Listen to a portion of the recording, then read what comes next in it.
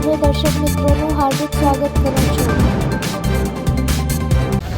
મહેરબાન આઈજીપીસી ચિરાગ કોરડિયા સાહેબ તેમજ એસપી સાહેબ શ્રી બાગમારે સાહેબના નેતૃત્વ નીચે પૂર્વ કચ્છ પોલીસના એ ડિવિઝન પોલીસ સ્ટેશનના માણસો પીઆઈ સાહેબ સાથે આજરોજ ગાંધીધામ માર્કેટ ખાતે વાહનો જે વાહન માલિકો હોય છે નીકળે છે કાળી ફિલ્મવાળા અને ટુ વ્હીલર હેલ્મેટ વગરના એ લોકોને દંડ આપવાના બદલે ઘટાદાર વૃક્ષો લાવી અને એને મેં વિનંતી કરી કે ભાઈ ઝાડ ઉછેરો તો ભવિષ્યની અંદર તમને અને તમારા બાળકો માટે ફાયદો થશે.